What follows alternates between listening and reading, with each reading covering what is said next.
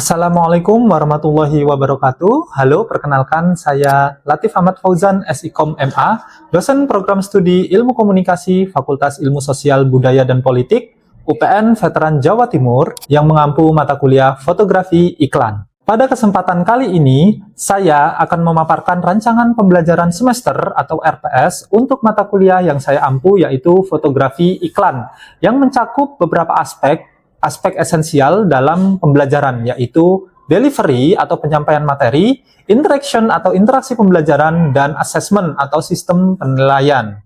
Fotografi iklan merupakan mata kuliah praktik berbobot 3 SKS yang membahas terkait konsep, teknik, dan strategi penciptaan visual fotografi untuk kepentingan komunikasi pemasaran. Mahasiswa tidak hanya mempelajari teori fotografi, tetapi juga menguasai praktik pemotretan komersial, mulai dari lighting, komposisi, penggunaan kamera dan lensa, digital imaging, copywriting, hingga penyusunan strategi komunikasi pemasaran berbasis visual. Setelah mengikuti mata kuliah ini, diharapkan mahasiswa mampu memahami konsep dasar fotografi iklan, prinsip pencahayaan, komposisi, gear kamera, focal length, serta menerapkannya dalam praktik fotografi. Mahasiswa juga mampu merancang dan menghasilkan konten iklan kreatif melalui praktik produk fotografi, melakukan digital imaging, serta copywriting sesuai kebutuhan komunikasi digital. Juga, mahasiswa mampu menyusun strategi komunikasi pemasaran digital dan menghasilkan karya fotografi komersial yang profesional. Selama 14 kali pertemuan efektif, mahasiswa akan mempelajari materi yang pertama, pengantar fotografi iklan, 2. Periklanan dalam fotografi, 3. Pencahayaan dalam fotografi, 4. Komposisi, 5. Fotografi produk, 6. Perlengkapan peralatan dan properti fotografi, 7. Teknik fotografi, 8. Digital imaging, 9. Copywriting dalam fotografi, 10. Fotografi komersial, 11. Budaya visual dalam fotografi, 12. Semiotika dalam fotografi, 13. Fotografi dan strategi pemasaran digital, dan yang terakhir 14. Hard selling dan soft selling dalam komunikasi visual.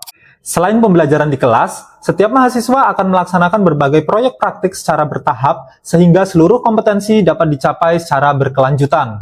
Perkuliahan akan dilaksanakan secara blended learning, yaitu kombinasi pembelajaran tatap muka, praktik laboratorium fotografi, pembelajaran daring melalui e-learning yaitu ilmu UPN Veteran Jawa Timur, dan kegiatan praktek lapangan. Seluruh perangkat pembelajaran seperti RPS berbasis Outcome Based Education atau OBE, materi kuliah, referensi, serta berbagai aktivitas pembelajaran dapat diakses melalui website Ilmu UPN Veteran Jawa Timur. Dengan demikian, mahasiswa dapat mempersiapkan diri sebelum perkuliahan maupun melakukan pembelajaran secara mandiri setelah kelas berlangsung.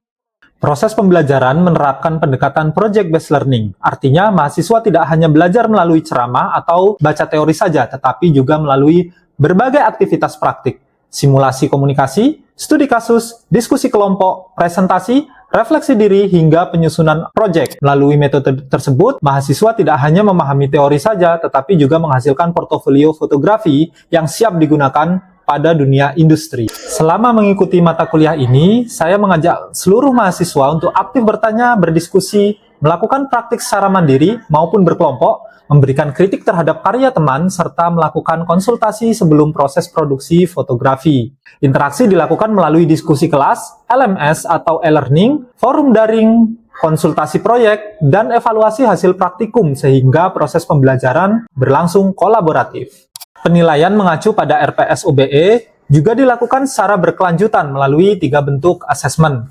Yang pertama, asesmen formatif dilaksanakan selama proses pembelajaran melalui kehadiran, keaktifan diskusi, kuis, praktikum mingguan, review karya, dan refleksi pembelajaran. Yang kedua, tugas praktikum. Mahasiswa akan mengerjakan beberapa praktik utama, antara lain praktik pencahayaan, praktik fotografi produk. Dan ketiga, asesmen sumatif. Pada akhir pembelajaran, mahasiswa akan mengikuti evaluasi berupa UTS atau ujian tengah semester, yaitu penyusunan produk kit fotografi, kemudian ujian akhir semester berupa proyek atau tugas akhir yang mengintegrasikan teori dengan praktik pada fotografi.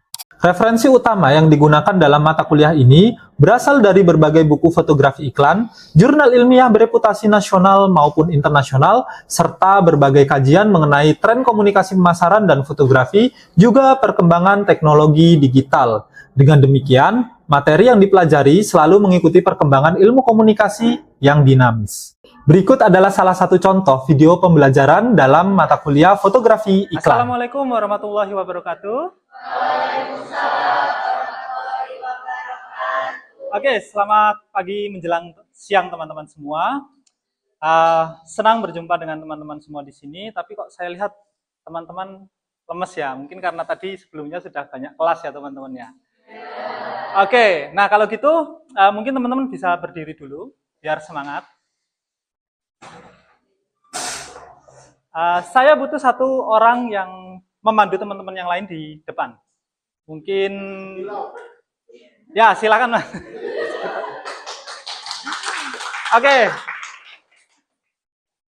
Oke, ya hadap ke teman-teman semua. Kemudian kalau nanti ada instruksi saya bilang UPN Veteran Jawa Timur, nanti semangat 5 ketawa yang kencang. Ha gitu ya. Oke ya. Kita coba dulu ya. Oke. UPN Veteran Jawa Timur. Semangat 5. Ha. Oke, luar biasa. Sekali lagi. Bentar, jangan tepuk tangan dulu. Sekali lagi. Sekarang totalitas ya teman-teman ya. Sekencang-kencangnya teriak ya, oke? UPN Veteran Jawa Timur. Semangat 5. Oke, tepuk tangan untuk kita semua. Ya, terima kasih Mas, bisa kembali.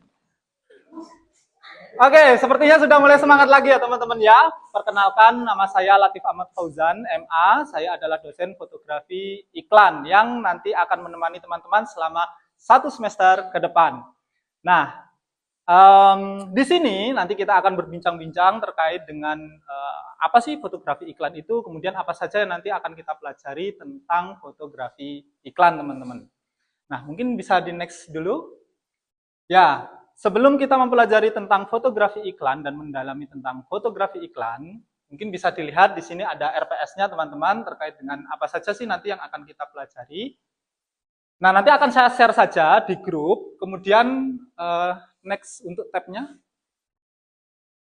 Oke, terima kasih Bu Dian. Ya. Nah, di sini adalah beberapa penilaian yang nanti, dan penilaian maupun tugas-tugas yang nanti akan menjadi indikator teman-teman seberapa jauh teman-teman menguasai tentang fotografi iklan. Baik, nah kita harus paham dulu nih, apa sih fotografi itu sendiri. Nah, sebenarnya fotografi itu adalah, bisa kita lihat di sini ya, fotografi itu dari kata photos and graphos. Photos artinya cahaya dan graphos artinya menggambar atau melukis. Jadi fotografi sendiri itu bisa kita maknai sebagai melukis cahaya. Makanya tanpa cahaya maka kita tidak akan melakukan fotografi. Kita ya bisa jebret ya, tetapi untuk menghasilkan gambar yang optimal atau gambar kita yang kita jebret itu tadi tampak itu ya nggak bisa optimal juga, bahkan nggak bisa tampak gitu ya teman-teman ya. Kemudian ada beberapa elemen dasar dalam kita mempelajari tentang fotografi. Yang pertama tadi cahaya sebagai dasar pemahaman tentang fotografi. Kemudian ada kamera, bagaimana kita bisa menguasai kamera itu sendiri. Kemudian ada teknik.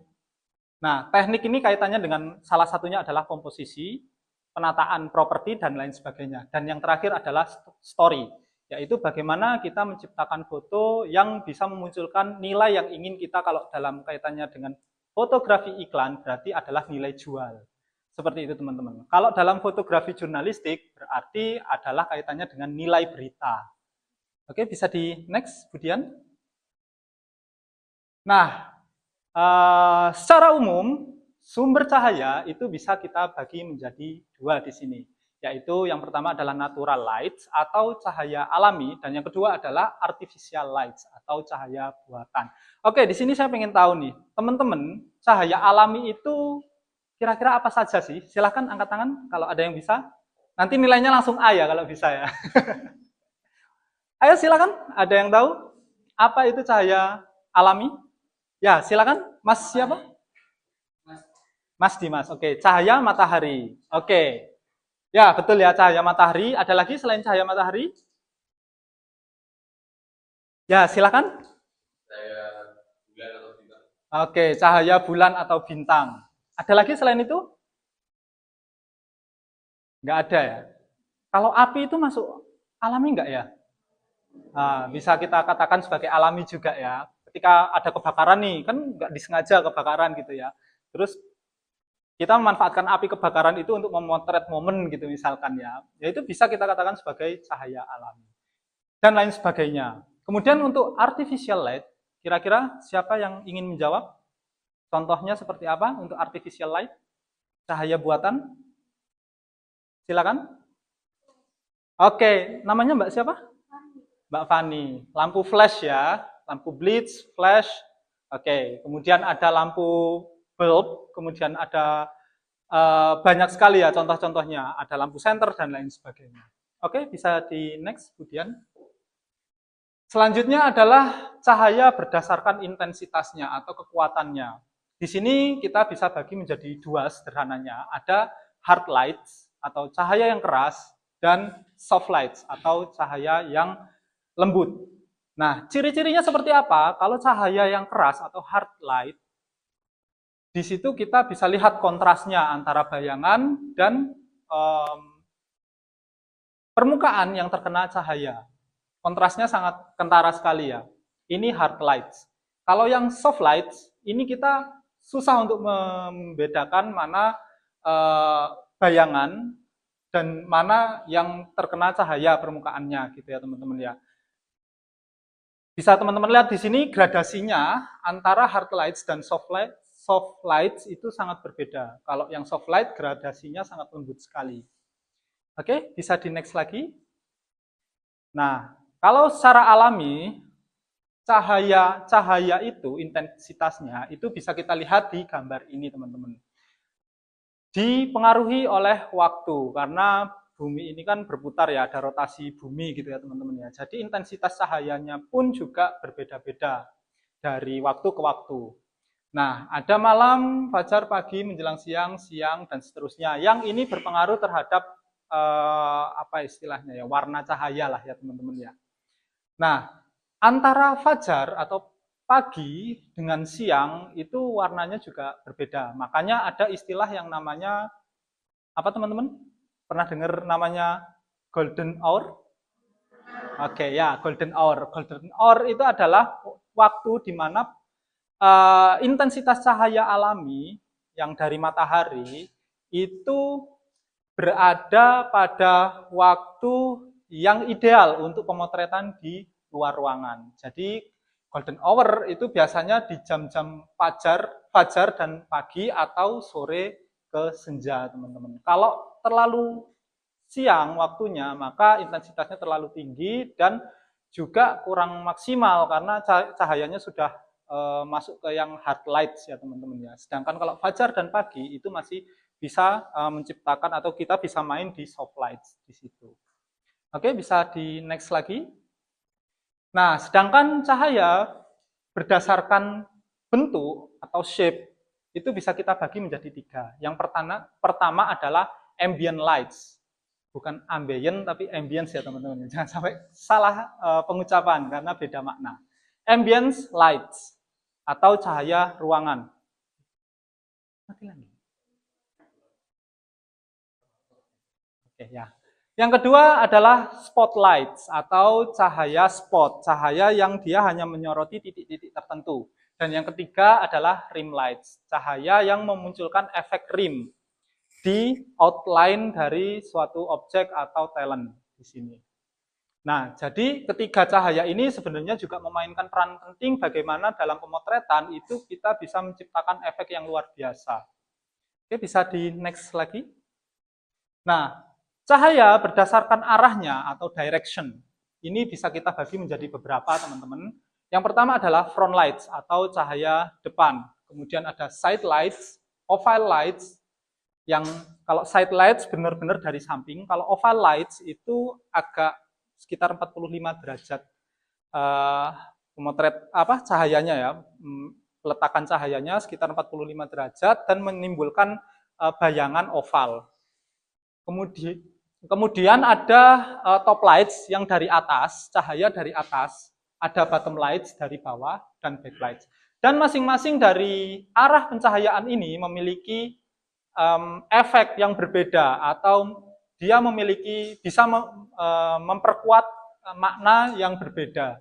Contohnya misalkan front lights. Front lights ini adalah cahaya yang langsung ditembakkan dari depan. Terlihat sangat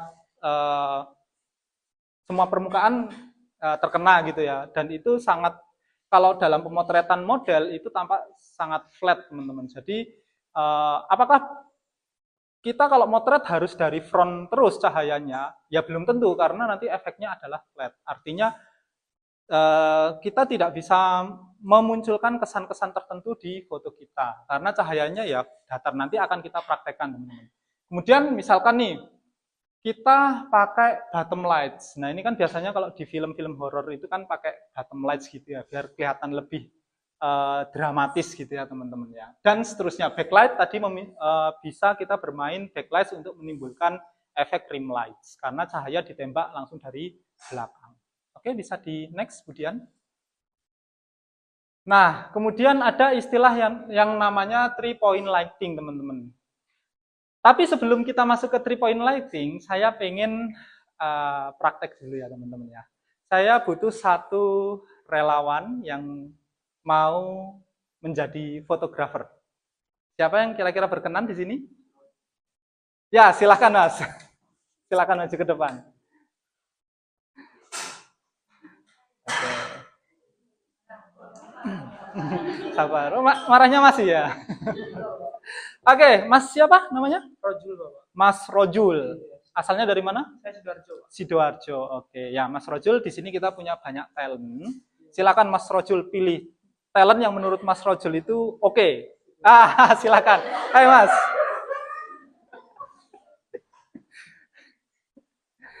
Oke, Mas siapa namanya? Fian. Mas Fian. Asalnya dari? Sidoarjo. Sidoarjo juga. Oke, Mas Fian, Mas Rojul. Nah, di sini yang akan menjadi fotografernya adalah Mas Rojul. Ya, oke, silakan. Nah, ini adalah talent profesional Anda. Ya, silakan. Nah, Anda silakan atur talent Anda sehingga hasil foto Anda itu optimal yang kaitannya dengan cahayanya. Jadi cahayanya itu pas gitu, itu talentnya ditata atau ditaruh, diletakkan di mana? Diarahkan di mana? Monggo silakan.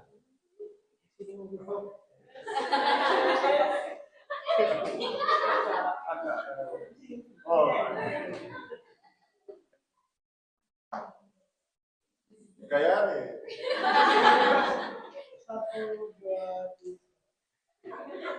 Oke, sudah? Ya, oke, terima kasih. Ya, gaya khas sekali ya jempolnya, kelihatan dikit, gaya bapak-bapak khas sekali. Oke, kenapa pertimbangannya ngambil foto di sebelah sini? Karena di sini backgroundnya ini Pak, kosong kan Pak. Kalau di sini kan nanti kelihatan sama ini. Oke. Secara kalau cahaya pemilihannya? Cahaya kan di sini ruangannya udah terang ya Pak. Jadi cahayanya bebas. Oke, kita beri aplaus untuk teman-teman kita semua ya. Silakan kembali ke tempat. Baik, nah jadi seperti itu teman-teman, ketika fotografer memotret harus jeli untuk melihat arah cahaya, intensitas cahaya, apakah cahaya itu ideal atau tidak untuk memotretan dan lain sebagainya. Kalau menurut teman-teman di dalam satu ruangan ini, kira-kira yang menjadi sumber cahayanya itu mana saja? Lampu, oke, satu lampu, belakang 2 jendela, oke, mana lagi? LCD, dari sini ke sini ya, 3. Nah, kalau misalkan memotretnya dari arah dari depan, talentnya di sini, kira-kira optimal nggak, teman-teman? Jadi talentnya hadap ke sana, memotretnya dari sini. Kenapa tidak optimal? Ya, betul, backlight. Jadi ada istilah namanya backlight, teman-teman. Nah, kalau kita tidak bisa mengontrol backlight, maka hasilnya antara over atau under. Jadi antara hasil cahayanya itu terlalu terang atau terlalu gelap, atau talentnya ini juga kurang maksimal ya, kita tidak bisa memunculkan efek maksimal untuk talent tersebut. Nah, makanya sebegitu pentingnya ketika kita memotret untuk memperhatikan cahaya juga. Nah, di sini kita ada istilah yang namanya 3-point lighting. Nah, 3-point lighting ini adalah bagaimana memanfaatkan 3 sumber cahaya dengan penataan yang optimal dalam suatu pemotretan, khususnya pemotretan talent ya, orang ya, model. Tapi tidak hanya model saja, sebenarnya 3-point lighting ini juga bisa kita terapkan untuk pemotretan misalkan produk, seperti itu teman-teman. Bisa di next. Nah, ini adalah salah satu contoh bentuk pemanfaatan 3-point lighting dalam pemotretan. Bisa kita lihat, ada istilah namanya key light, fill light, dan backlight.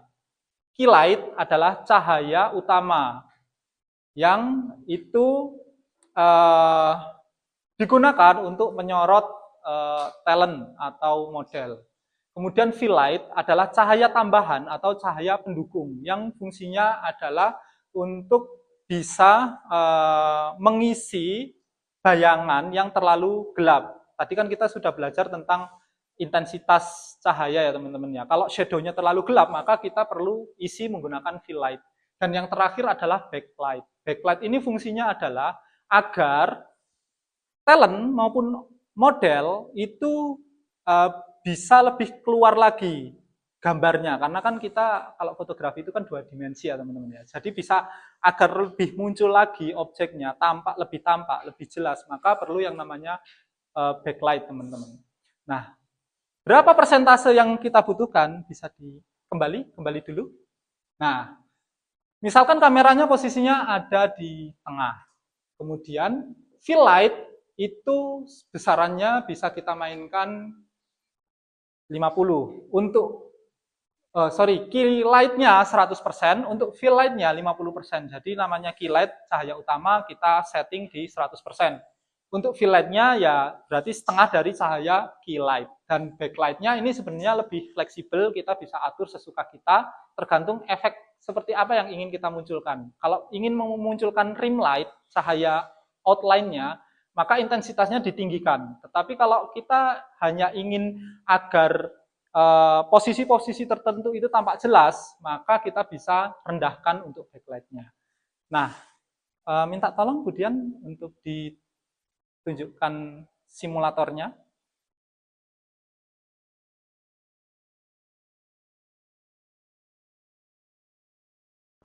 Oke, di sini ada simulator yang bisa teman-teman akses. Alamatnya nanti akan saya share juga bersama dengan materinya di grup ya teman-teman ya. Oke, kita tampilkan dulu light 1. Oke, tahan dulu. Nah, ini adalah contoh penggunaan cahaya dari depan ya. Di sini ada babang-babang bule. Ditembak menggunakan cahaya dari front saja, satu cahaya menggunakan cahaya front. Maka hasilnya adalah seperti ini. Kemudian bisa kita lihat bahwa cahaya ini menimbulkan bayangan yang bisa kita katakan ke hard light gitu ya teman-teman ya, tampak di bawah leher. Nah, hasil foto ini tentunya berbeda dengan ketika kita menggunakan 3-point lighting. Nah, boleh minta tolong kemudian untuk yang bagian ini diklik bawahnya. Nah, ini adalah hasil menggunakan 3-point lighting. Bisa kita lihat di bawah ada 3 cahaya ya di sini ya, menggunakan 3 sumber cahaya. Light 2, light 3, light 4. Bisa kita hilangkan dulu untuk light 3 dan light 4-nya, kemudian ya diklik saja.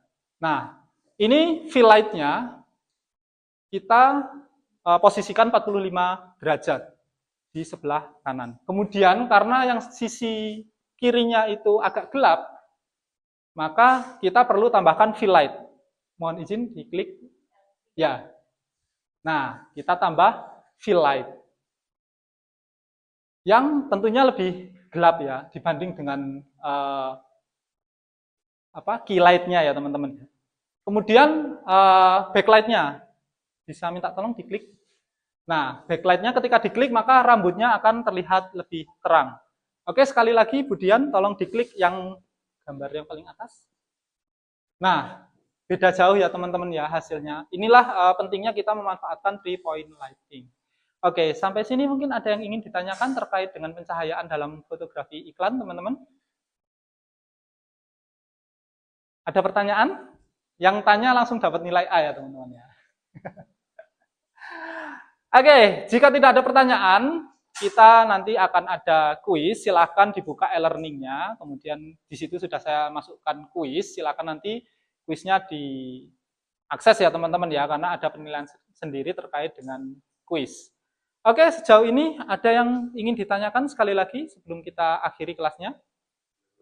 Sudah cukup? Baik, kalau sudah cukup mungkin bisa kita akhiri. Terima kasih banyak atas kehadiran teman-teman semua. Wassalamualaikum warahmatullahi wabarakatuh. Selamat siang teman-teman. Sekian video proses pembelajaran mata kuliah fotografi iklan. Video ini dibuat untuk persyaratan pernyataan diri dosen dalam unjuk kerja Tridharma Perguruan Tinggi, PDD UKT PT, sertifikasi dosen gelombang 1 tahun 2026. Terima kasih. Wassalamualaikum warahmatullahi wabarakatuh.